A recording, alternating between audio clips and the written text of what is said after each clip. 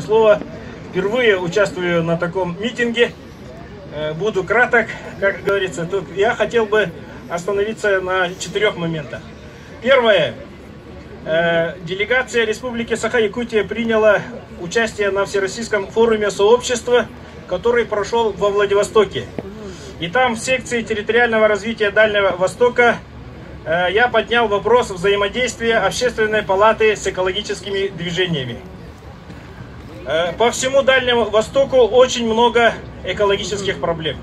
Везде строятся новые заводы, новые порты, новые причалы, производится перевозка угля, производится перевозка других минеральных ресурсов, которые добываются на земле Дальнего Востока. И весь Дальний Восток очень взволнован и переживает за экологическое состояние природы. И в этой связи поступило предложение от председателя Общественного совета Минвостокразвития Сергея Габестера провести на базе Общественной палаты Российской Федерации, на базе всех региональных палат совместное заседание Общественного совета Минвостокразвития по вопросам экологии. Во-первых, я призываю все экологические организации, призываю Ивана Степанова, Ивана Шамаева, Ивана Бурцева и других организоваться, юридически оформить свои экологические организации и принять участие на этом совместном заседании Общественного совета Минвостокразвития. Это первое. Второе. Все-таки я хотел бы, как уроженец Хангаласского улуса, как человек, проработавший долгие годы на благо народа республики, во внешних связях республики, я хотел бы сказать, что то, что якутский народ, Республика Саха-Якутия смогла дважды получить одобрение ЮНЕСКО, Организации Всемирных Наций по вопросам науки, образования и культуры, это является уникальным достижением. По культурным шедеврам наш шедевр Оламхо является вторым из России, который получил одобрение ЮНЕСКО. Также наши ленские столбы, они входят в список из 28 объектов, находящихся на территории России. И одним из условий предоставления статуса наследия ЮНЕСКО было то, что природный парк Ленские столбы должен получить федеральный статус. Это первое.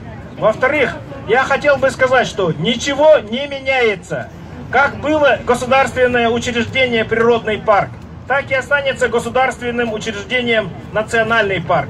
Для вас, для населения ничего не изменится.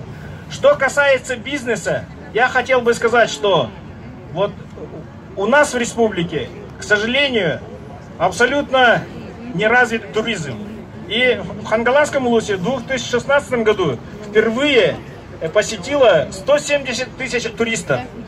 Но из них число посетителей Ленских столбов составляет всего лишь 15 тысяч. Поэтому, если сторонники оставления в республиканской собственности Ленских столбов, я призываю вас почаще ездить на Ленские столбы, чтобы оказать им поддержку, чтобы они имели финансовые ресурсы для своего развития. Ну и в-третьих, что касается нового старого проекта по созданию газоперерабатывающего газохимического завода в Республике Саха-Якутия. Я хотел бы напомнить, 6 марта 2015 года Общественная палата Республики Саха-Якутия провела круглый стол на тему строительства газохимического завода на территории Мегино-Кангаласского улуса. Это было 2,5 года назад.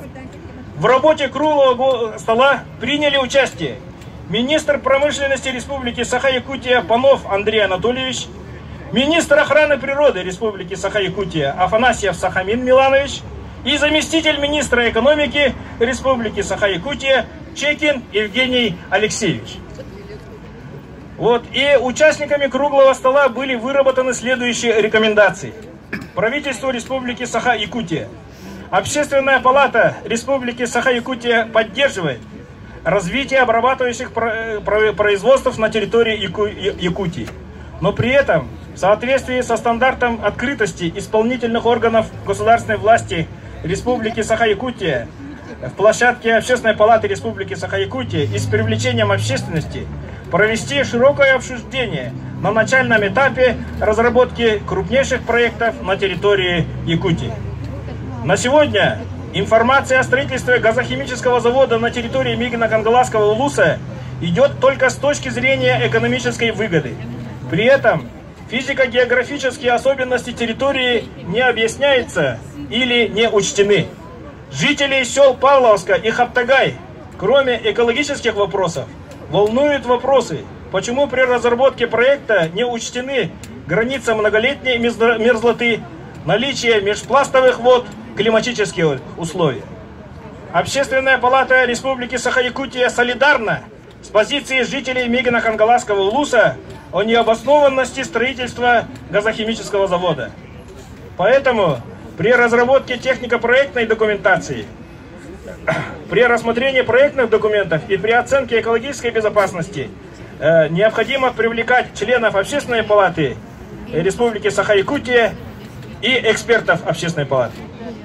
И Общественной палате усилить работу с общественными советами муниципальных образований Республики Саха-Якутия для решения проблем, волнующих население, и для организации быстрого конструктивного диалога с органами власти Республики Саха-Якутия. То есть у нас есть уже такое решение круглого стола. Оно было принято 2,5 года назад. Вот. И мы на основании этого решения предлагаем провести на площадке Общественной палаты Республики Саха-Якутия общественное обсуждение нового проекта строительства газоперерабатывающего комплекса на территории Мигино-Кангаласского улуса.